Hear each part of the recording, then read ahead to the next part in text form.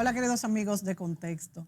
Amigos, hoy nos acompaña, como en los viejos tiempos, Julio Ortega, quien después de la pandemia ha estado un poco alejado. Yo creo que también por el distanciamiento, también otros compromisos personales. Yo creo que Julio se estaba cuidando más de la cuenta, pero ya él nos ha prometido que estará con nosotros varias veces a la semana. Vamos a ver, ustedes y yo comentamos a ver si es verdad o cuidado si es que está durmiendo mucho. No, yo creo que está trabajando mucho. Este programa Contexto tiene ya 4 años y medio, ¿eh? O sea que ya no somos, ya no es un programa bebé. ¿A que no te acuerdas el día que comenzamos? Yo no me acuerdo, ¿no? ¿Tú te acuerdas? 27 de noviembre de 2017. Señores, Julio Ortega tiene buena memoria. Eso yo lo he comprobado aquí en el programa. Se aprende la fecha, los nombres. Eso a mí me falta un poquito. Entonces fue 27 de noviembre. Hicimos el primer programa. ¿Y de qué fue? Eso sí no me acuerdo. Creo que fue presentándolo, no me acuerdo. Pero debe estar en el canal de YouTube. Ah, pero lo vamos a buscar para refrescar eso. Sí, ya verme yo cómo me veía sin cana. Seguramente tenías el pelo más negro y yo no me han salido ni una cana, fíjate. Yo sé que no. Bueno, les prometemos que estaremos en este espacio, como siempre, brindándoles nuestros acostumbrados análisis e informaciones. Yo, Julio, quería comentar un anuncio que vi de la Superintendencia de Banco que me pareció muy interesante, y es que ellos dispusieron que los usuarios que no deseen podrán solicitar que se quiten de esas listas que llaman a uno por teléfono de mercadeo, las intermediarias. Es una maravilla. Es una maravilla porque las entidades de intermediación financiera te llaman todos los días a decirte que coja una tarjeta de crédito, que coja un préstamo. Sí, eso es publicidad. Hay otra cosa que se llama el turbocobro, que es peor. Ah, ese es peor también. Yo no sé si eso lo van a regular. Bueno, mira, yo tuve una experiencia muy desagradable con el turbocobro. Sí. Y es que yo cogí un teléfono, que mire, me dicen que mire para acá. Así que vamos a mirar para acá. Me decían que yo cogí un teléfono, yo vivía con mi papá y mi mamá en esa época para mi habitación, pero resulta que no sé por qué razón lo quité. Entonces, yo no sé qué fue lo que pasó, pero la cuestión fue que yo pagué todo y ellos decían que yo debía, yo creo que era porque no había devuelto el aparato. Mira, Julio, a mí me llamaban desde las 6 de la mañana hasta las 12 de la noche cobrándome la famosa cuestión esta, y aquello era desesperante, de manera que ojalá que eso también lo regule. Sí, ojalá, porque ciertamente tiene que haber entre las obligaciones del ciudadano con los compromisos que asume, tiene que haber también un respeto a la privacidad, porque esto era invadiendo de si tú a las 12 de la noche recibes una llamada de un turbocobro. Tú te asustas incluso. Sí. Y otra cosa que me llaman todavía en el apartamento donde yo vivo es dizque cobrándome una deuda atrasada de luz. Entonces me dicen, ¿edificio Patricia? No, no es edificio Patricia. Usted debe, entonces una grabación. El otro día me llamaron y me dice, ¿usted se llama fulana de tal del edificio Patricia? Digo yo, no. Me dice, ¿cómo usted se llama? Le dije, pero también es una invasión a la privacidad. Entonces le digo, mire, tengo 7 años, ni me acuerdo ya cuánto es que tengo viviendo en ese edificio. Y todavía me están cobrando el agua atrasada de una gente. Es una barbaridad. Bueno, Julio, pero quería traer un tema importante, y es el tema quizás de modo, porque todos los dominicanos andan al grito con el alza en los precios de los combustibles. Y quisiera hablar contigo. Hay muchos factores que inciden en estos incrementos de los derivados del petróleo. Ya no hay Petrocaribe, que aunque se dice que esto no influye en el precio, pero sí en el financiamiento, y esto se refleja realmente, o sea, en una parte importante de este costo, que las reservas de petróleo parece que ahora mismo no son suficientes, según el informe que dio la agencia esta internacional de energía. Y también la inflación. La inflación es muy alta, tanto en Estados Unidos, en la Unión Europea. El PIB de los países no ha crecido como se esperaba. Sin embargo, en nuestro país, que es una de las regiones que más crece, yo no sé si realmente sea posible bajar, como decía yo con Henry Ebrar el otro día, este precio del petróleo en un impuesto que ya está ahí conseguido, que ya no hay ruido con esto. con una reforma fiscal pendiente. Yo veo muy difícil que esto baje. ¿Cuál es tu opinión? Mira, hay que irse al origen de esa ley creo que se llama 112-00, que se llama Ley Tributaria de los Combustibles. Si tú te recuerdas, y creo que tienes suficiente edad para recordarte, cuando había un shock petrolero internacional en precios, es decir, que quiere decir que los precios súbitamente aumentaban y el país tenía que ajustar los precios en las estaciones de gasolina, eso derivaba en muertos, en disturbios. Basilio era de los que andaba por ahí haciendo desorden. No lo veo, se fue, mira. Y era realmente un trauma. Cada vez que había un aumento de los combustibles y del petróleo a nivel internacional, en el país se armaba un lío. Habían disturbios. Como decimos aquí, se armaba un lío. Sí. Entonces, ciertamente fue un gran paso de avance el haber consensuado los distintos partidos políticos que, como dijo el expresidente Mejía, cuando la gasolina sube, como cuando el petróleo sube, aquí sube la gasolina, y cuando baja, también baja. El problema es que posterior a esa ley 112-00, que fue muy bien concebida, se le agregaron otros elementos. Por ejemplo, el ad valorem no estaba en la ley. Sí. El impuesto ad valorem. Aquí lo anoté, las cosas que incluye. Y hay otros elementos.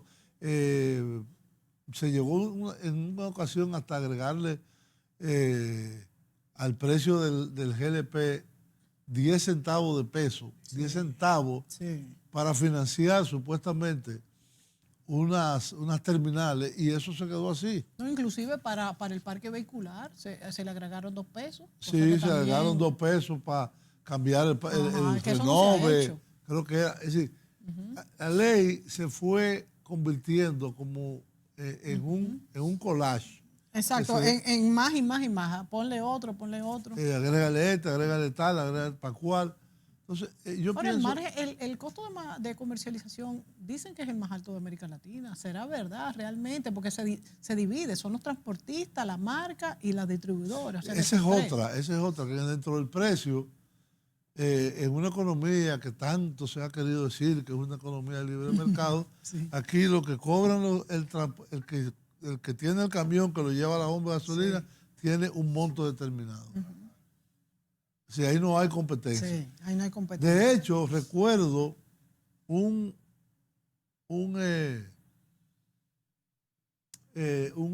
distribuidor, creo que era de Santiago, y si no me equivoco se llamaba Turbí, que él, dentro de la situación, él puso un letrero que él le bajaba 1 peso a la gasolina. ¡Wow!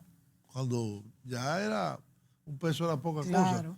Y evidentemente se fue mucha gente a echar. Pero Julio, hay una... Se lo llevaron preso. ¿Qué?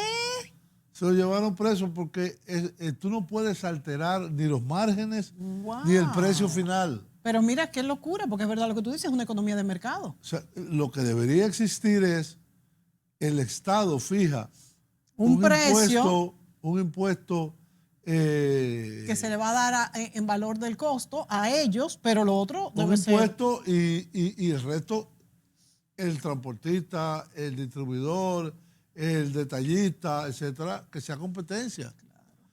Evidentemente, competencia regulada por el Estado, en el sentido de que no puede ser que ahora, en vez de costar 300 pesos un galón, entonces lo suban a 400 porque le agregan más y se ponen de acuerdo. No, eso no. Eso es algo que es posible hacer, es decir, eliminar los márgenes preestablecidos Eso sí se podría hacer, ¿eh? Es decir, Y podría bajar dejarlos algo. no más de tanto, pero de ahí para abajo usted puede, Lo veo muy puede, lógico, ¿eh? usted puede hacer lo que usted quiera.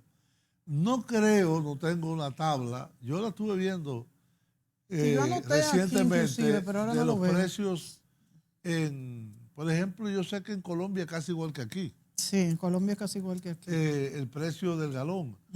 En Centroamérica, bueno, se diferencia, pero creo que escuchaba a alguien decir que en vez de compararnos nosotros con Noruega o con Suecia, Claro, que deberían compararnos con Costa Rica, Panamá, definitivamente. Honduras, Claro, todo Nicaragua, Centroamérica. Claro. con Centroamérica y quizá con el Caribe, más todavía con el Caribe, con Jamaica, con Barbados. Aunque ¿Por qué? acuérdate que tenemos más similitudes con No, Centroamérica. pero eso es Eso es otra cultural. cosa, sí. Eso es cultural, pero desde el punto de vista de las infraestructuras y Sí, de llevar el de petróleo, llevar el del petróleo, transporte. tiene que ser por barco, Sí, es tiene cierto. que ser, en otros países también es por barco, pero Sí. la estructura de La costos estrategia es de más llegar parecida a las islas del Caribe que a la de que a la de Centroamérica. Centroamérica. O Centroamérica y el Caribe, si tú quieres. Sí. Pero evidentemente, cuando tú haces eso, tú ves que aquí hay unos márgenes un poco más altos. Ahora mismo el galón anda como por encima de $4 el galón. Sí. Cuando uno va a Estados Unidos y ve Sí. que está en $2, Y que tú llenas el problema tanque, es que claro. en Estados Unidos no le ponen impuestos a los combustibles. Sí, pero le ponen impuestos por otro lado. Por eso que yo te digo a uno. Por No, eso que pero yo te directo. digo. Ok, Julio, pero por eso es que yo no soy partidaria de que se le quite el impuesto a la gasolina, porque es que el gobierno lo va a tener que poner por otro lado y eso va a causar un revuelo social versus algo que ya Bueno, está impuesto. cuando hay problemas, hay que enfrentarlos. Por eso, pero no vamos a enfrentarlo quitándole el impuesto a la gasolina, porque es que eso no va a No digo que resolucionar. se le quite, que se reestructure, que en vez de 4 cosas agregadas, Es que me pareció se haga fantástico lo que tú has dicho. precio, como dijo él, un precio al valor agregado. Sí. Y punto. Un ITEVIS o algo parecido a eso. O como se llama en derecho tributario, un excise, un impuesto específico, que sea proporcional al costo. Sí, y que quizás también tenga un tope, eso pudiera ser algo lógico. El impuesto, tú dices. Sí, pueda tener un tope Pero como cuando llegue hasta como tal número. como el impuesto es actualmente es un monto fijo, tú tendrías que poner un impuesto porcentual al precio. Exacto, porcentual. Y no un impuesto fijo, qué sé yo, 20 pesos, 30, 40, No, 100. pero es porcentual, Julio. Es porcentual. Las dos. Las dos. Las dos. Sí, las tiene dos. un impuesto Sí, fijo y tiene un impuesto porcentual. impuesto sobre el valor porcentual. Exacto, sí. Entonces, eso es lo que yo creo que fue la famosa formulita de Hito. Julio. Pero y el pobre Hito no pudo hacer nada tal como yo pensaba que iba a pasar. Aunque eso que tú has dicho, vuelvo y digo, de dejar flotar esa parte de la comercialización, podría ser un elemento muy interesante.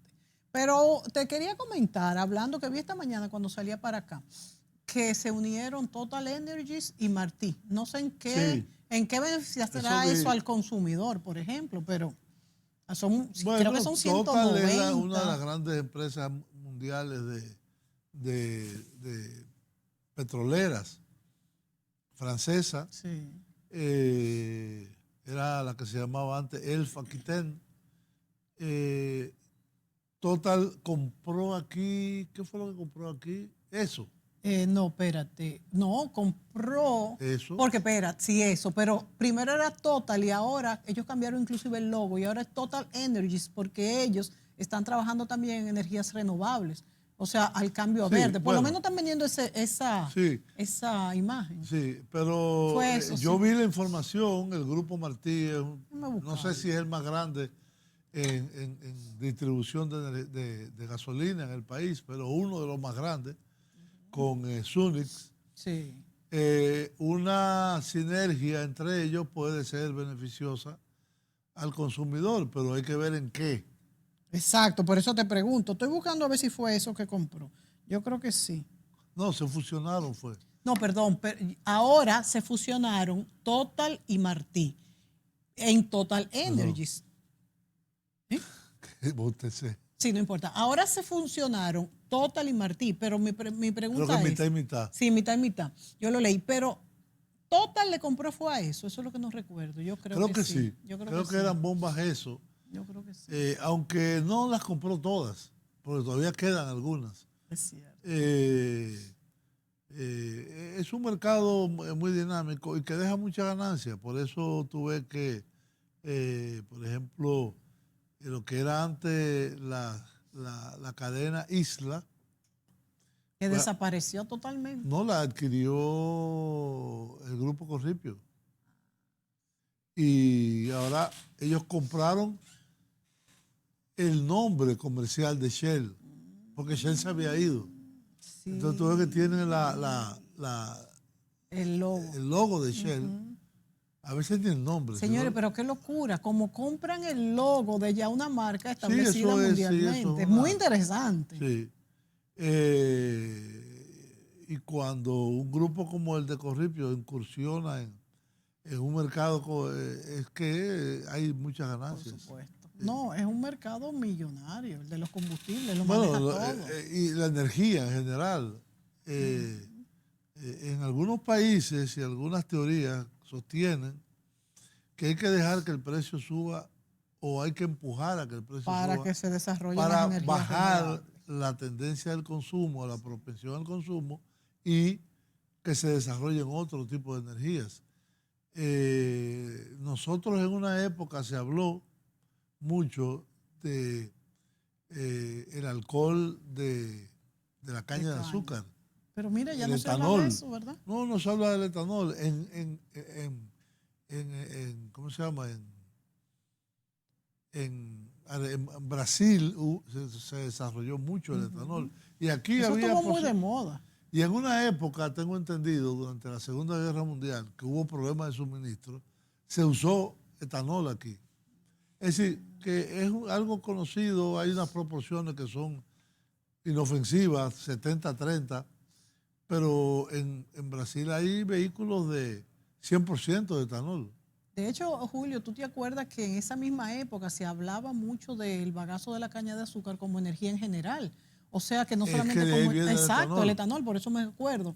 E incluso hubo muchísimas pruebas, pero no se llegó a nada. No. Pues era muy interesante. No. Mira, Julio, y hablando de combustibles, del precio del combustible y cómo afecta esto a la economía nacional, yo creo que deberíamos de analizar un poquito el conflicto Ucrania-Rusia y con todo este enfrentamiento con Estados Unidos y la Unión Europea y la OTAN, porque hay el combustible, primero, aquí es básico, los precios de los combustibles, tanto del gas como del petróleo, han subido muchísimo después de este conflicto. Segundo, una parte importante es combustible, porque también está cómo pasa por debajo de toda Ucrania lo que es el Nord Stream y cómo Alemania tiene grandes inversiones económicas aquí. De hecho, el Nord Stream, el South Stream se llama eso.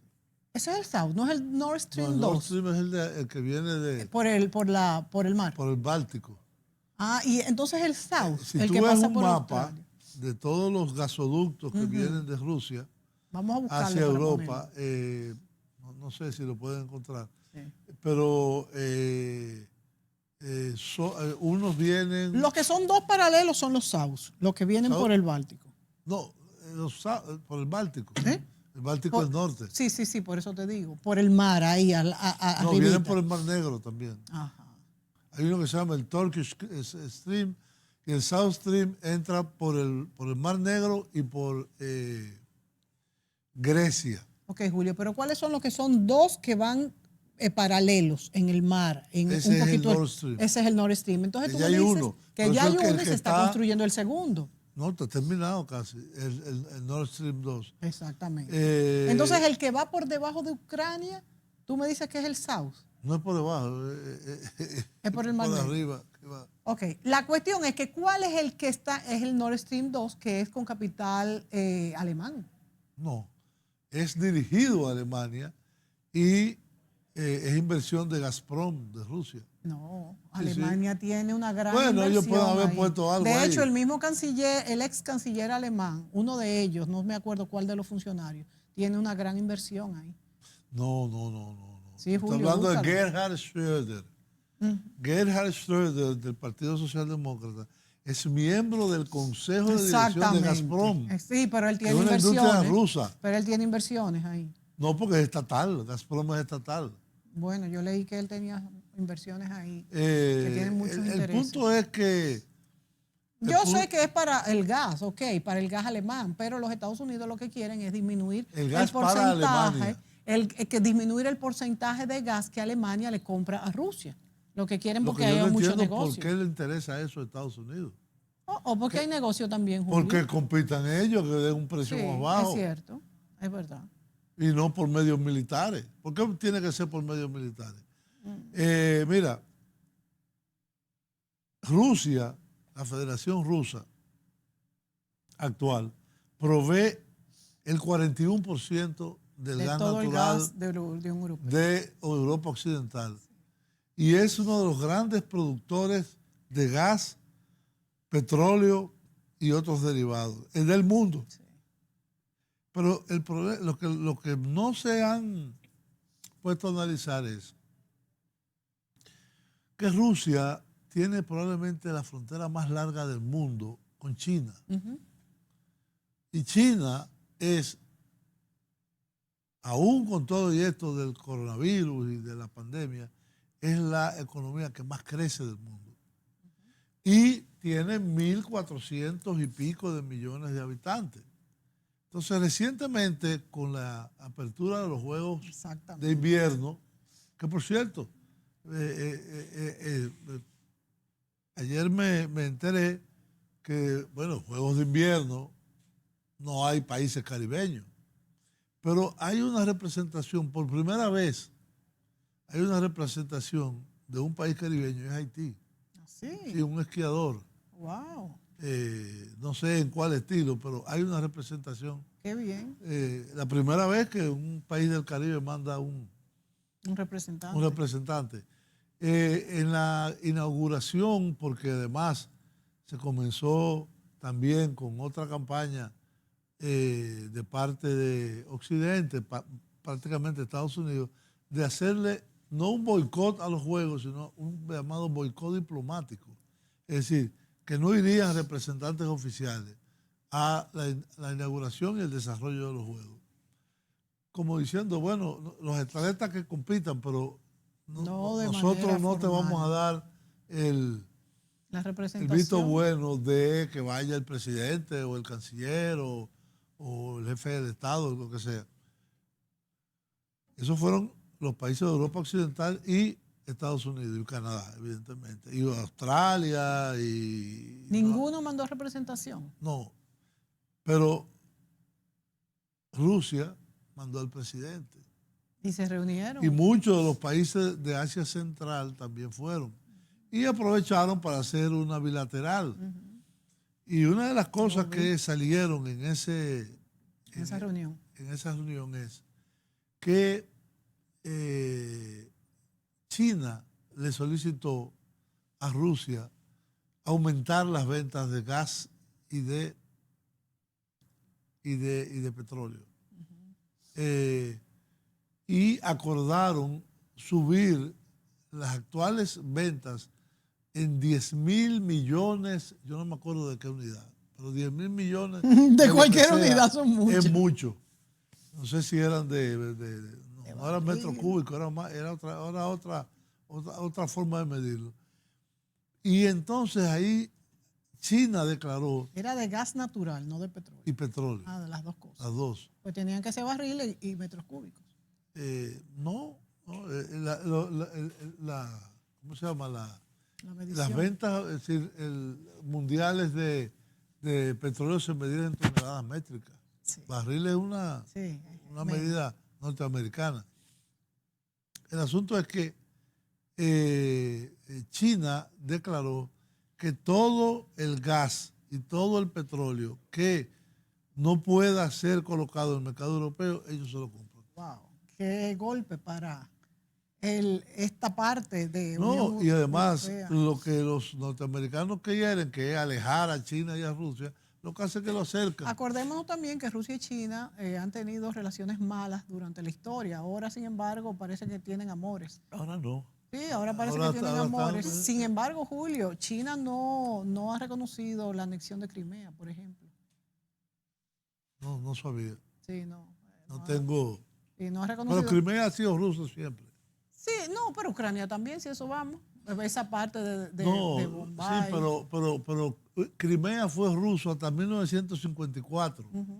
Y en el 1954, por una decisión todavía inexplicable de Nikita Khrushchev, que era ucraniano, claro, todos eran soviéticos, él le traspasó la administración de la península de Crimea, que es un lugar estratégicamente importante, y en la historia, las guerras de Crimea son muy importantes, se lo traspasó a Ucrania. Ahí no hubo mayor problema, pero cuando se disolvió la Unión Soviética, la flota del Mar Negro de Rusia estaba en Sebastopol. Por eso es la importancia. Entonces, y siguió estando. Entonces, fue un estatus, la mayoría aplastante de la población es rusa de origen y habla ruso. Pero acordémonos también que en Ucrania nació Rusia, porque en el protectorado de Kiev fue Sí, donde no, nació sí. Rusia. O sea que ahí hay muchísimos rusos. No es algo que sacaron de un Realmente, pañuelo, pero también se Ucrania- mataron muchos ucranianos cuando la URSS. Ucrania como Estado distinto de Rusia fue una creación de la Revolución Rusa del 18. Y por primera vez aparece en la Constitución de la Unión Soviética una República Socialista Federativa Soviética Ucraniana, distinta de Rusia, pero son rusos. Son rusos, eso es lo que te digo. Sin embargo, con la Unión de República Soviética, con la URSS, acuérdate que se mataron millones de ucranianos ahí a la fuerza para el control, que también eso hay que tomarlo en cuenta. Bueno, O sea, mataron los nazis. Sí, y por eso es que los nazis dicen, bueno, los alemanes dicen que son tímidos en cuanto a darle armas, porque acuérdate que la noticia que salió en estos días es que los ucranianos le habían pedido armas a los alemanes y no se lo dieron, que lo que le ofrecieron fue un hospital. Sí. Entonces ellos se han quejado diciendo que sí es que va a haber muchos muertos que necesitan un hospital. De manera que hay muchos intríngulis. Yo no sé, yo tengo una visión un poco crítica sobre esto. Vámonos a la pausa y cuando tú vengas, comienzas tú con esa visión sobre ese asunto. Volvemos.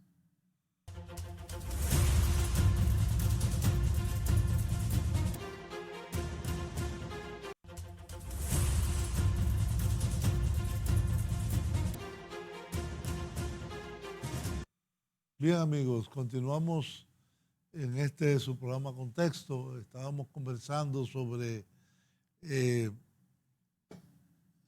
la situación.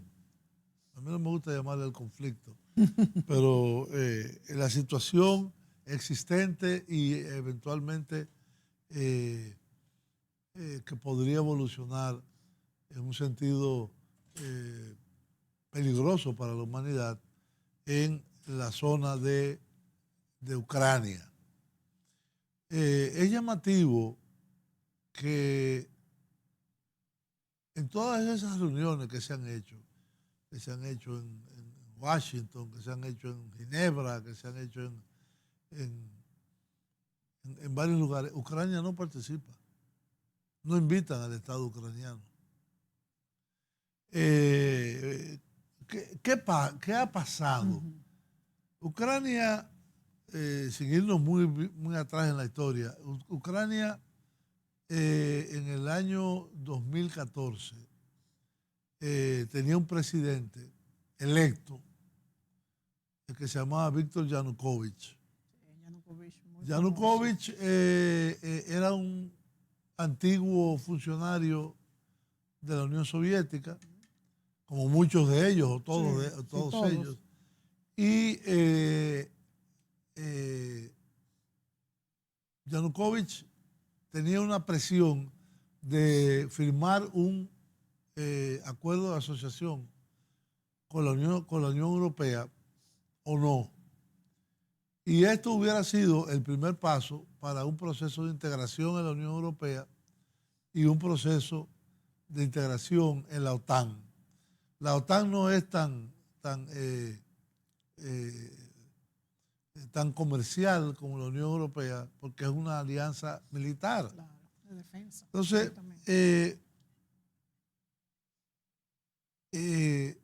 cuando se disuelve, cuando la Unión Soviética acepta la unificación de Alemania en 1989, que el presidente de la URSS era Mikhail Gorbachev, el presidente de Estados Unidos era George Bush, y así, y el presidente, el canciller alemán era, ¿cómo se llama? Kohl, Helmut Kohl, sí, y François Mitterrand en Francia. Sí. Se reunieron porque la gran preocupación de Gorbachev, todavía presidente de la Unión Soviética, era que no hubiera un desplazamiento hacia el este de la OTAN. Es decir, que los equilibrios militares que se habían logrado durante la Guerra Fría, que estaba entrando en un declive y iba a terminar, no significara que le pusieran en la puerta de Rusia, o en aquel momento la URSS, cañones, misiles, bases, etcétera, de la OTAN. Y que los países, como por ejemplo es Noruega hoy, o es Suiza hoy, y durante muchos años lo fue España, serían países neutrales. Pero el asunto es que esa promesa no se cumplió. Primero vimos que las repúblicas bálticas, que eran parte de la Unión Soviética, bueno, evidentemente, la Alemania unificada sí iba a ser parte de la OTAN, por lo tanto, lo que era la Alemania del Este pasaría también a ser parte de la OTAN, pero Polonia, Hungría, Rumania, Bulgaria, Checoslovaquia, que eran, diríamos, el cordón, lo que en un momento se le llamó la cortina de acero, era el cordón, el buffer entre la OTAN, los países de la OTAN y Rusia y la Unión Soviética, seguirían una política neutral y que la OTAN no iba a estimular el ingreso de estos países a la alianza militar de la OTAN. Bueno, pues eso no se cumplió. No, es verdad que eso no se cumplió, Julio, pero también es cierto, y lo has explicado excelentemente bien, cuando Gorbachev tuvo esta preocupación reunido con los otros jefes de Estado, pero también hay que decir que esto que fue parte posterior, claro, del Pacto de Varsovia, no estuvo escrito en ninguna parte.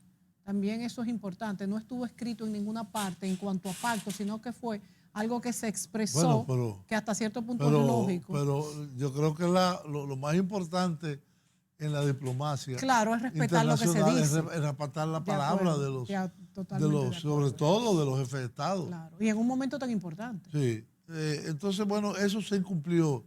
Como bien tú dices, eso no se escribió.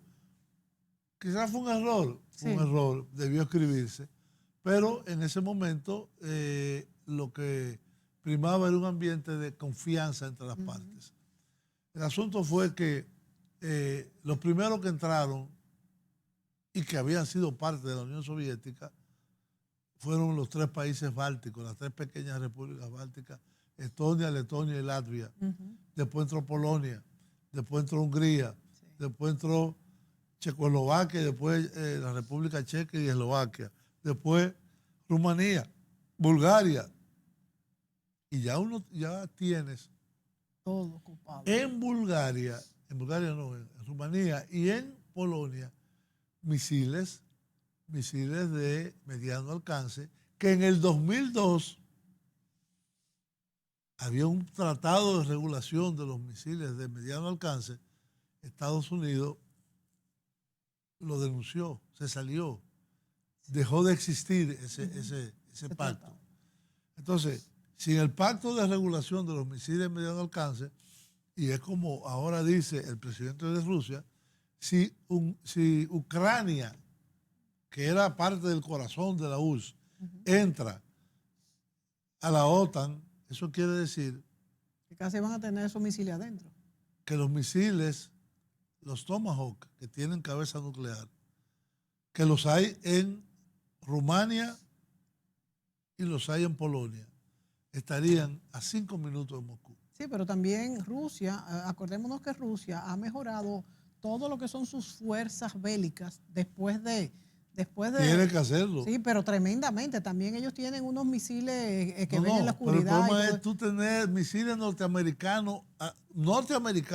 Entonces ponte en este escenario. Rusia tiene aliados en el continente americano. Aliados que tienen grandes contradicciones con Estados Unidos. Sí, Venezuela, Cuba, Nicaragua. Que los rusos firmen unos acuerdos de cooperación en defensa con estos países y vuelvan a instalar bases militares como en el 62. Sí. Entonces, esto sería un proceso que no se pararía con la entrada de Ucrania a la OTAN, sino que podría tener mayores consecuencias. O como bien dijo, imagínense ustedes que nosotros, por X o por R, ponemos baterías de misiles rusos en la frontera de Estados Unidos con México o con Canadá. Sí. No se van a quedar tranquilos. Y más ahora vivimos un mundo que ha cambiado, el mundo ha cambiado y las armas nucleares son muy fuertes y muy finas. O sea que yo creo que esos tratados antiarmamentistas que se han negado a firmar, el mismo Estados Unidos muchas veces, también Corea del Norte, son necesarios. Sí, claro que son necesarios, pero bueno, y si las grandes potencias, y sobre todo el mayor poseedor de armas nucleares, como los Estados Unidos, porque yo pienso inclusive que el conflicto que se podría plantear en Ucrania no sería un conflicto nuclear todavía. Pero si Ucrania entra a la OTAN y los occidentales desoyen todos los llamados que ha hecho reiterativos Rusia, eso puede desatar una guerra convencional primero y después una guerra que no sabemos hasta dónde puede llegar. Eso sería catastrófico para el mundo, pero sin embargo, Julio, ya le escribieron la respuesta a Rusia de que no van a permitir, de que no van a dejar, o sea, que no van a abstenerse de tener ahí presencia militar y de que no van a decir que Ucrania no pueda pertenecer a la OTAN. O sea que estamos en un punto muy álgido, vamos a decir. Y China está apoyando a Rusia. Aquí hay un refrán que dice, el que quiere moño bonito, que aguante jalones. Que aguanten sus jalones entonces. Porque la capacidad de respuesta de Rusia y China, porque China está involucrada, quizás China tiene diferencias en algunos aspectos con Rusia, pero China y Rusia son el país más extenso del mundo y el país más poblado del mundo. Y en Taiwán tienen un problema serio con China. ¿Serio? Sí, muy serio. Ahora, yo no creo que China, los chinos son muy medidos en lo que hacen, aunque también Xi Jinping y todo.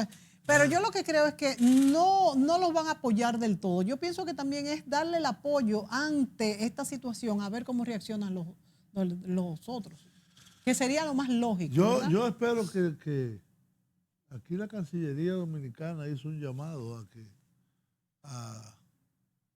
que ambas partes se pongan de acuerdo, se abstengan del uso de la fuerza. Eso es lo que hay que hacer. Y me parece muy bien. Claro, muy bien. Pero los síntomas ya por ejemplo, critican que Rusia tiene tropas a 30 kilómetros de la frontera con Ucrania. Pero ese es su territorio. Es como nos digan a nosotros, No te tienen pongas la frontera ahora de 10.000 Haití. soldados en la frontera con Haití. Bueno, nosotros lo que estamos haciendo es tomando Control de previsiones. nuestros territorios. Claro, no tiene ni las dimensiones ni el carácter internacional. Pero nadie le puede decir a Estados Unidos, usted no puede hacer ejercicio militar en su Claro. frontera, No, en la en su frontera de país. México, definitivamente. Eso es su Nadie. derecho. O a Polonia o a quien sea. Eh, eh, Evidentemente, yo creo que esa cantidad de soldados, que no está comprobado, hablo de que yo he visto de 100 a 180.000. La inteligencia ahí no ha dado pie con bola. Y de hecho, hay una campaña muy peligrosa de los medios occidentales de afirmar que Rusia va a invadir Ucrania. Sí, es verdad. Y ayer Y tú sabes que a mí estaba no me viéndolo, parece que eso vaya a pasar. ayer, y lo han dicho 10.000 veces, también que no van a invadir Ucrania, que no tienen interés en invadir Ucrania. Eso Pero yo lo he que oído Ucrania se abstenga repetidamente. de entrar en la OTAN. Entonces, Pero tampoco me parece que Ucrania se va a abstener de entrar en la OTAN. Y tampoco me parece que Rusia vaya... bueno, yo vi entrenando gente haciendo ejercicios militares en Ucrania con rifles de madera. Con rifles de madera. Por eso te digo que Ucrania le pidió armamento a Alemania. Alemania no se Sí, lo bueno, dio. pero lo que más le han enviado son Inglaterra y no, Estados Unidos no ha enviado tanto, no. Inglaterra y las repúblicas bálticas. Pero son pistolitas de mito. Sí, y para el definitivamente escenario que... Ucrania no tiene las fuerzas con Rusia, pero se supone que la OTAN es la que respondería. No, que respondería que la OTAN no puede responder Un ataque. si no es un país miembro. Un ataque, pero ¿cuál es el proceso de hacerse miembro? Es un proceso largo. O sea que si Rusia ataca Ucrania y está en la actual posición que no es miembro, ellos no podrían Pero lo han desplegar dicho fuerzas. 167 veces. No tenemos interés ni vamos a invadir En Ucrania. eso yo estoy de acuerdo contigo. Yo no sé por qué es que se repite tanto esta No, de hecho, casi ya invasión. una cadena aparentemente tan seria como Bloomberg, antes de ayer, publicó en primer titular, Rusia invade ¿Y cuál Ucrania. pudiera ser el motivo? No, después dijeron que fue que se equivocaron, que había información, que se equivocaron, que perdón. Pero ¿cuál podría ser el motivo? Entonces provocar que para Estados ir Unidos creando un clima. Exacto, tenga la necesidad, entre comillas, de Ir tomar... creando un clima de crispación en Occidente con relación a Rusia. Pero bueno, dicen que en la guerra la primera víctima es la verdad. El primer muerto. Parece que sin haber guerra todavía ya la verdad. Es que va. Que tú dirías, ¿cuál es la verdad? Sí. La verdad es que Rusia tiene tropas cercanas a la frontera, que hay un problema en el Donbass. Donbass es una zona la más pegada. En el este de... No. Pero está bastante pegadita a la frontera con Rusia. Sí. Pero es que Ucrania tiene frontera con Rusia, norte, oeste, oeste. De hecho, un país bastante importante en todo esto es Bielorrusia, que es un país aliado de Rusia. Y hay otro que está en el medio, que no se sabe qué posición, que está allá del lado de Rumania, que se llama Moldavia, que también fue parte de la Unión Soviética. Yo pienso que ayer estuvo el presidente Macron de Francia en Moscú y tuvo una reunión de 5 horas con Putin. Con Putin. Sí. Ellos parece que se reparten los roles, porque al mismo tiempo que Macron estaba en Moscú, el primer ministro Scholz, alemán, estaba en Washington. Oh, ah, sí. Sí. Sí. Y la conclusión de ambos mandatarios en Moscú fue que, y de sobre todo Macron, que había que desescalar militar y verbalmente la situación e irse a unos acuerdos que se llaman los acuerdos de Minsk. Hay Minsk I y Minsk II, que tienen todo concebido para resolver los problemas que pueda haber entre Rusia y Ucrania por relación al Donbass, que son dos territorios en el este de Ucrania, y el caso de Crimea. Julio, también es bueno señalar con esto que tú dices que estuvo Biden con el primer ministro, con el canciller alemán, que Biden en una dijo que si como que van a suspender el término del Nord Stream y Scholz se quedó calladito. Sí, no dijo nada. Porque Alemania necesita ese gas. Pero Estados Unidos quiere vender el gas de ellos, que para darte un dato, un millón de BTU, que es como se mide, de gas de los Estados Unidos puesto en un puerto alemán, salen $70. Pero que imagínate lo lejos que es eso. Salen $70 y un millón de metros cúbicos o de BTU ruso a través del gasoducto salen 17. Pero que eso es imposible entonces, que eso es una batalla perdida de todas formas. Pero tú impones tus intereses de todo como sea. Desde 70 a 17 dólares. Bueno, entonces que se quiten de eso. Vámonos a la pausa y volvemos con otro tema.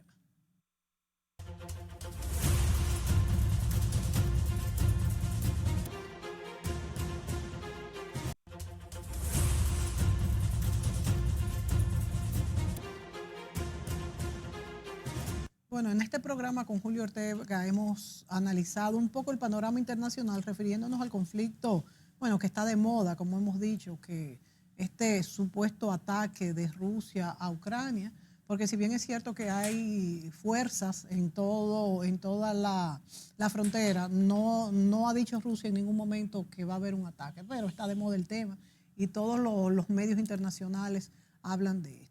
Y esto influye en la subida del petróleo, del gas, como hemos dicho, y entonces nos trasladamos a la economía doméstica dominicana, cómo esto y muchas otras cosas influyen, el pospandemia, la subida de las tasas de interés, lo que es la inflación tanto importada como doméstica, cómo se manifiesta esto en el bolsillo de los dominicanos, Julio, en cuanto tenemos la subida de 4.5 a 5.5 de la tasa de referencia por el Banco Central. Esto, pues sabemos que por lo menos 3 puntos por encima se refleja siempre un poco más en lo que son los préstamos. La gente que ha cogido, por ejemplo, inmuebles a una tasa fija que o lo tiene a 3 años o que varía inmediatamente, el que tiene un empleado que ha tenido que subirle el sueldo, los pequeños empresarios. ¿Cómo ves tú todo esto, Julio? Bueno, yo te digo, la medida de la subida de la tasa de política monetaria era necesaria. Era necesaria. Era necesaria porque el país terminó, según los propios datos del Banco Central, con una inflación de 8.5 anualizada, es decir, diciembre. Y si las tendencias inflacionarias, que son importadas, muchas de ellas, como es el caso de los precios de los combustibles, y el precio de los commodities, que son el maíz, el arroz, la soya, todo eso que son. etcétera, productos alimenticios, estamos ante el peligro de romper la barrera psicológica de 2 cifras de una inflación de más de 10%, lo cual ya es muy, muy preocupante. Y evidentemente quienes tienen que enfrentar este asunto por el lado de la política monetaria es el Banco Central. Una medida clásica, cuando esto está pasando, es subir la tasa de política monetaria, que de 3 se subió a 5,5 y yo creo que podría subir más. Yo creo que subirá más en el transcurso del año. Yo De creo hecho, que se ha puede subir avisado. más, que podemos esperar entre 6 y 7% la tasa de política monetaria para contener la inflación. ¿Por qué la subida de esa tasa de interés contiene la inflación? Esa es una buena explicación. La disponibilidad de dinero barato en la economía estimula La inversión. los préstamos, por lo tanto el consumo y la inversión, y no ahorra la población. Entonces, cuando la tasa de interés sube, ponga usted que la tasa de interés de préstamos hipotecarios estaba en 15%, usted puede estar seguro. Tuvo hasta el 9. Sí, llegó a bajar Hasta el 8, creo. bajísimo. Sí. Pero esa tasa de interés tiene que seguir el sistema financiero, las señales que le da el Banco Central. Señales, y en muchos casos son Mandatos. no mandatos, porque Bueno, pero si tienen que dejar... le deja saber su opinión. Préstamo de consumo, préstamo hipotecario, préstamo para la industria, para el comercio, y evidentemente eso va a significar una contracción de la actividad económica. De esa manera, y con el control de la tasa de cambio, que en nuestro país pesa mucho en el sistema de precios, es posible bajar rápidamente al rango entre 2 y 4%, que es el rango meta de política monetaria del Banco Central desde hace mucho tiempo, y entonces controlar. ¿Tú crees que se logre con esa subida de interés? Bueno, y todos los factores externos. Con todos los otros factores que se están tomando. Exacto. Es decir, si ya se subió prácticamente, no un 100, pero un 80%, la tasa de 3 a 5,5. Sí. Solo faltaba medio punto para llegar a duplicarla. Sí. Y yo pienso que si los resultados, porque la política monetaria se ejecuta haciendo como prueba y error, prueba y error, prueba y error. Sí. Entonces, si se comprueba que con ese 5,5 es suficiente, no la van a mover más al alza, porque evidentemente a un Banco Central no le interesa que haya una recesión económica tampoco. Es muy fino el hilo entre flojar y yo estuve muchos años en el Banco Central y estuve en la sugerencia de política monetaria, que es la que recomienda las medidas a la Junta Monetaria, y eso, como tú dices, es un equilibrio que se debe estar observando casi diariamente. 30 segundos nos quedan, Julio. ¿Algo más que tú quieras aportar? Yo espero que esas medidas surtan sus efectos. Yo creo que lo surtirán, y la economía dominicana ha respondido bien, y en la región tenemos una política económica estable, la política en sí también. Tenemos muchas inversiones, tenemos inversiones de todo tipo. Vamos a ver qué pasa, pero tenemos que tener fe en el país. Lo que se nos escapa de las manos es todo lo internacional que se refleja directamente en lo que sería inflación o recesión. Vamos a ver qué pasa. Así es. Nos despedimos entonces por hoy de ustedes, amigos. Hasta la próxima.